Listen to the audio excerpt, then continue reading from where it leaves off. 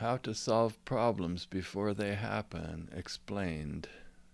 That's the topic we have today. Before we start, though, I want you to realize that this is just one new opinion, one new angle on things, and it shouldn't be mistaken as being the answer to life or the sole answer as to what life's all about. Be sure, I'd say, don't do any of the meditations or visualizations or any exercises or methods on the video or on my website, PrestonFlatt.com, without proper training. And the videos don't establish a doctor-patient relationship or anything like that. And I guess that's pretty much it. So let's get into this. The consideration, is there a mystical method of solving problems before they happen and reconciling the presentations of the world as they first arise? I've mentioned on previous videos that it's possible to do this by setting up a scale, the equivalent of an old-fashioned scale or a balance, within the human frame, upon which human experience is monitored in real time, weighed, measured, and corrected. You can actually gather two or more points and abide in the midst of them. And then, as the world presents itself, there's this phenomenon called aversion, where you lean away from things you don't like and you lean toward things you do like. And so as all of life parades up before you in your experience, presenting itself cumulatively, even if you don't know all the reasons, but you'll feel that as you surf this place of balance, there will be a net effect of that you will lean one way or another, right? But the thing is, it's possible, because you've set up the scale, to feel when you are balanced, and then the very instant that you start to depart from balance, to realize it and to be able to abide as balanced. And so this is actually informative. That's the amazing thing. If you start to get off track, you'll feel it right away. You use the human body as an actual tool to surf this place. And you don't have to even take any thought for the morrow or toil or spin or anything like that. You'll just feel if you're leaning, and then you just know exactly how to correct it and how much. And so this is a pretty cool technique. And you can read more about it in the article called How to Surf or Skateboard Without a Board, or the video on that. I did a video on it too. But it's possible to know at the earliest departure when and how to make a perfect correction, and so to abide in the way. And the way is with the capital way, W-A-Y. As in the middle way of the Buddha, or the way, truth, and life, or as in Taoism, the word way is translated as Tao. So, I mean, you'll be sitting there reading your Bible, reading right along, and it says, I'm the way, truth, and life, and like that, and it's 我是真理，我是道路，道路光，我是光 or something like that. So what I'm saying is that the word way is the same as the word for Tao, and it's the same as the way, truth, and life. And this practice is experienced matching the middle way of the Buddha. So you can use your mind and the human frame as a tool to do this.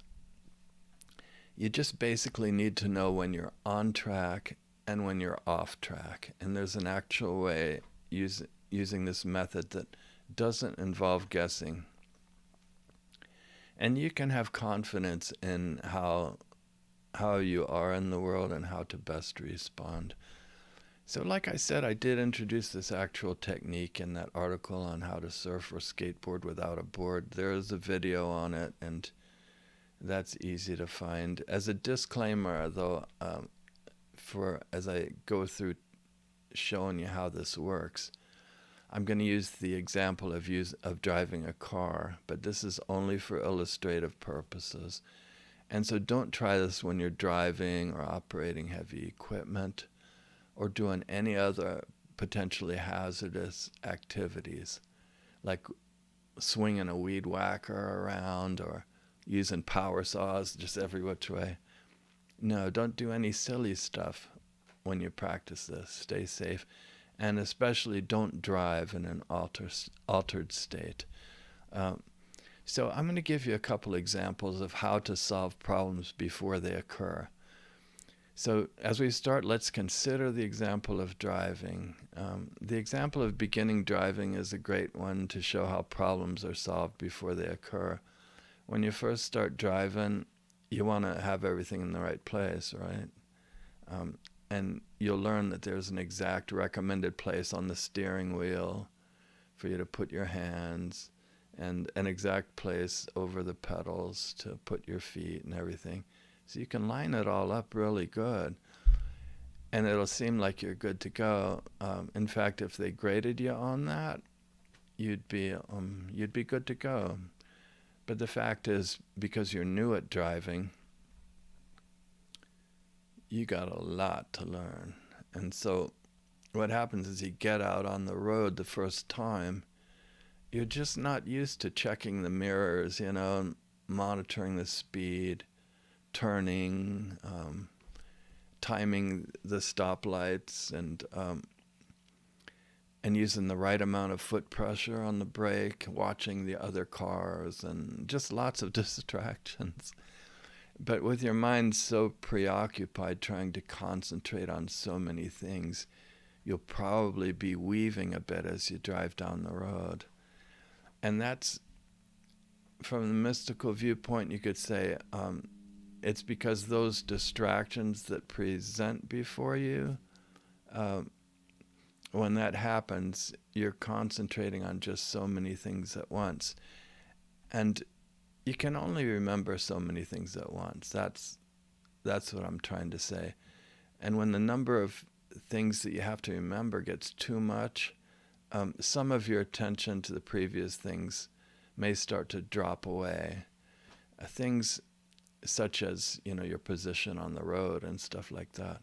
So some of your attention to those things may drop away. And that's so you can attend to the new things that continually present themselves before you, the new demands.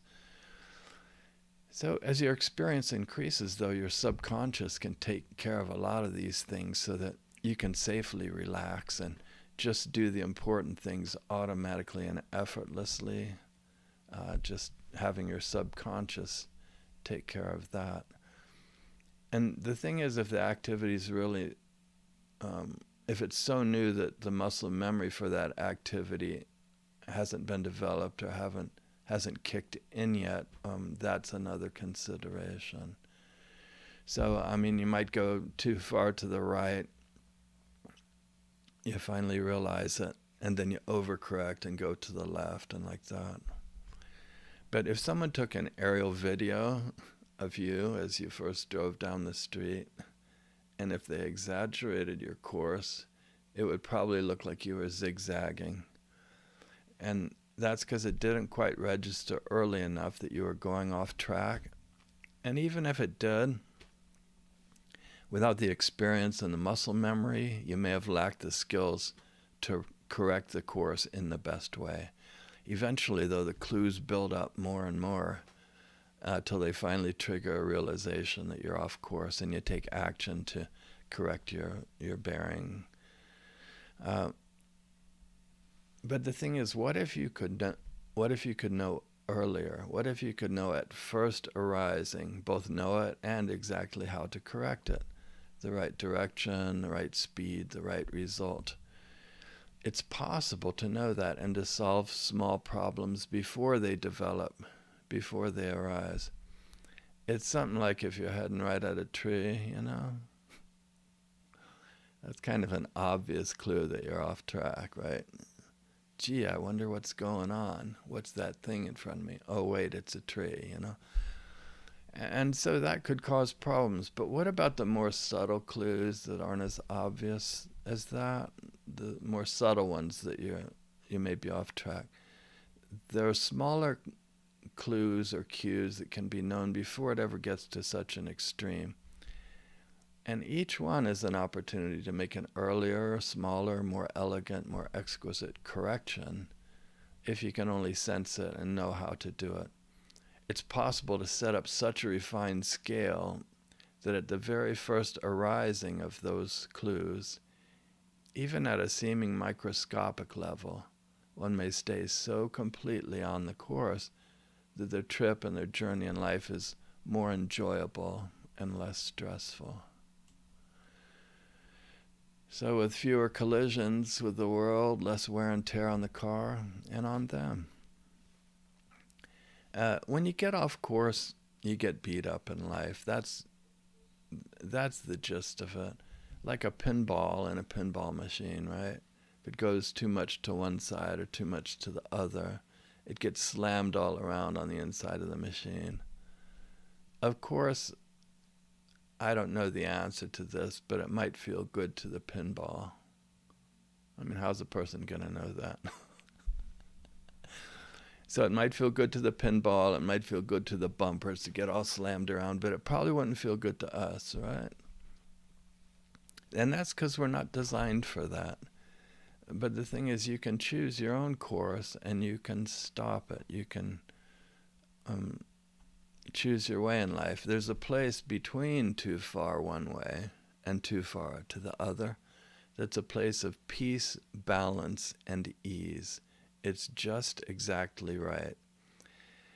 And this can be applied to zigzagging down the road. The car is like you, and that's why this is important.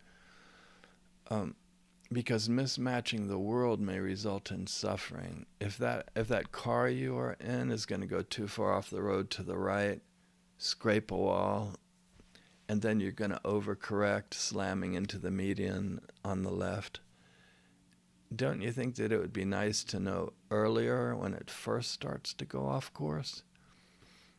It gets dented, scraped up, and you might get injured. You'd have, terrible mileage, downtime for repairs, very much as you yourself might be if you mismatch your world in a similar way. Even if you could somehow correct it enough that it doesn't quite physically slam into anything on either side, just driving down the road in an off-track way creates damage. The suspension, the brakes, the tires, they're all worn out, and they're messed up from just mismatching the demands of the road. So what are the mystical benefits of being in the right place at the right time? When you know you're in the right place at the right time, there's less stress, for one thing, and you can rest in the knowledge that all is as it should be. And when you have that rest, that knowledge, you can relax. You can not be so tense in life, and you can find rest. It's possible for life to be more on track, more peaceful, and more of a vacation. And there may be less time lost in weaving and looping around without a self-correcting mechanism. So being on track solves problems, and it approaches mystical timelessness from the mystical view. And that's because it takes longer to zigzag like that and weave down the road than to just go directly there. You see that? For example, if you slam into something, right? That's because you've gone too far one side or the other. But if you slam into something, then there's really a lot of lost time. The closer to the center, though, the closer to timelessness, even to the point that it's possible to surf and abide mystically in the place that's considered the original place, which was, is, and will always be, the place that continues to exist even before the arising of time. But most people do have a built-in guidance system to keep them somewhat on track, and that's evidenced by the fact that they're still alive, that they've successfully survived to this point. For many, though, it's used in such a crude and macro way, and their relationship to their environment is so hit and miss, so random and fickle that they get beat up. They suffer needlessly, and they waste their time and their lives bandaging up wounds, regrouping, going from pain to pain, from loss to loss. They just don't know how to use the human frame to set up the equivalent of an old-fashioned scale, and using that, how to surf life and mystically and simply abide in the place between opposites. So in the article called How to Surf or Skateboard Without a Board, I told about this method for staying on track and avoiding needless stress, wear and tear, and loss of time. But things get damaged when they go off track, and that might be describing something about what you may have been through in life. When you can sense at the earliest departure any deviation from your position on the road, you can actually solve problems before they happen and even prevent them. The problem of mismatching the wall and slamming into it, for example, can be prevented and time saved, and your car will keep running good. How to mystically solve problems by changing the future, though, this is interesting. So this solves the problem of having extra wear and tear on the car, the problem of hitting the wall, the problem of being late for that place you were headed, the problem of injuries and healing time, the problem of paying for repairs, etc. What solves it? The simple fact that you were simply on track. It prevented all of that stuff, and it has put things right. So in this way, you have literally changed the future. Simply, you did not hit the wall. So can you see how there's a different outcome by not hitting the wall and having to do all that extra stuff having hit it? There's a different outcome between hitting the wall and not hitting the wall. You see, there's time saved, and it's just a lot easier. When you set up the scale, you'll realize that what you have is a self-correcting mechanism, and you can confidently know exactly when you are on track or off track, even in the midst of a changing world.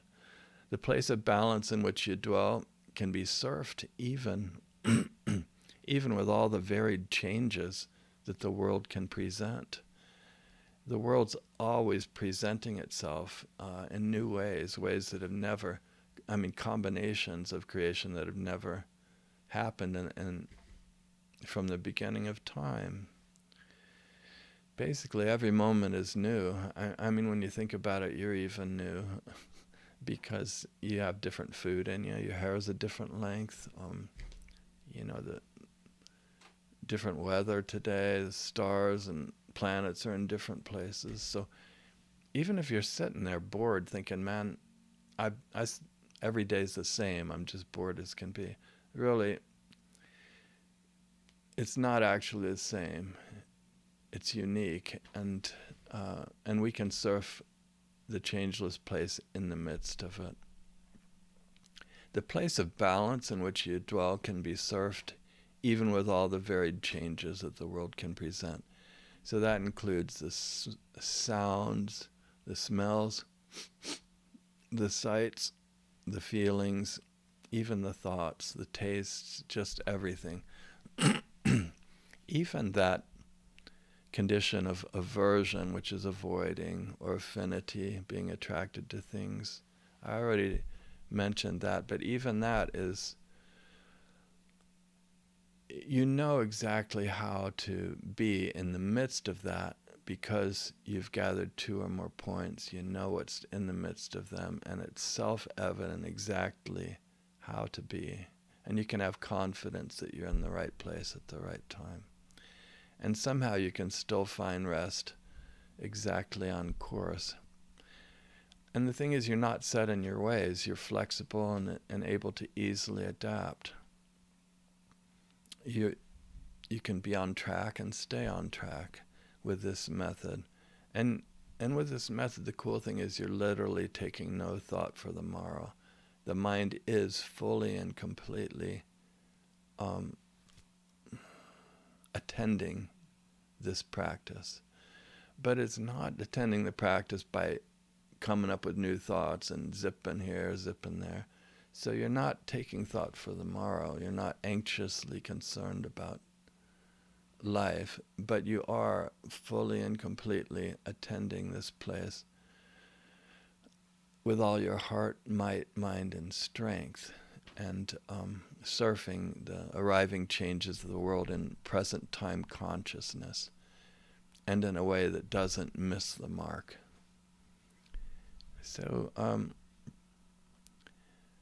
what I wanted to say is, when you return from being off course to this changeless, pristine place, it brings peace to the tires, to the brakes, to the suspension, to the wall, for one thing, right? It brings peace to the wall, the median strip, and all around you. Even the people that were standing along the edge of the road, just all stressed out and worried because you were driving the car right at them and stuff, you know. I mean, you can literally be on track, and by so doing, the people around you can be less worried, less concerned, and so peace can extend from the place you are outward into the world. And it's possible to influence the world around you by practicing in this way. This method tends to not create unfinished business and not stir things up on the road or in your world. It doesn't create unfinished business because I just told you that example of, you compare what's necessary if you hit the flipping wall and all the things you got to then do, you know, compared to if you stay on track. It's more of a vacation if you don't keep creating unnecessary, unfinished business in life. And when you practice in this way, it can help bring about reconciliation, and may even be able to prevent the arising of additional problems. So the Taoists, you know, the Taoist way is to solve problems while they're still small also. So interestingly, solving problems while they're still small and before they even have a chance to develop is a Taoist thing. In the Tao Te Ching, 道德经 第63章, the Tao Te Ching, chapter 63, it says, deal with difficulties while they're still easy. Take care of the great while it's still small. The difficult problems in life, they always start off simple. And you can bring them back or not, you know. They always start off simple. Great matters always start off small. Therefore, the sage never grapples with that which is great. So this is the way to be a sage in life, man. The sage never grapples with that which is great and is able to actualize greatness. So Lao Tzu knew this information. Lao Tzu was the imperial librarian in China. And he had access to all those vast and profound writings, man. And he knew it. I mean, he sifted through all that stuff. But then he got so fed up with society and just the foolishness of pettiness and the trivial ways that people just, the way they were in the world, that he said, man, I'm just going to jump on a water buffalo and ride off. I'm going to ride off into the boonies. So he was just cruising along on his water buffalo. And when he got to this place called the Hangu Pass, the gatekeeper saw him and somehow he knew who that person was and what he had access to. And he said, man, just before you go, will you please just write down, if you can, a summary of the ultimate wisdom, the summary of what it's all about. So Lao Tzu, he wrote down the Tao Te Ching, and that's what we have today, or the Tao Te Ching, or however you want to say it. And his writings match very well with the mystical Christianity and the teachings of Buddha and, just all the mystic traditions. It's all the one thing, just from different cultures and languages, but it all describes the simple one way to be. The supreme ultimate, basically the abiding in the presence of the ultimate and forsaking the external. So you can actually start to mystically solve problems before they happen. When you set up this scale that I was telling you about, it's easy to neutralize problems before they occur. You'll feel them just barely start to arise. And as they do, you know how they arose. So you know how to just restore them back to the way they were. And doing that, you can surf life's sweet spot. And it's never too late to start.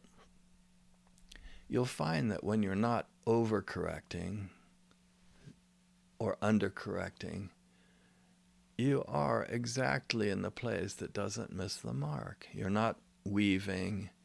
You're not crashing into the median or going off the road. And when you don't have to waste time doing all that unnecessary stuff, your life's going to be a lot easier. And you'll be more fully enjoying life around you.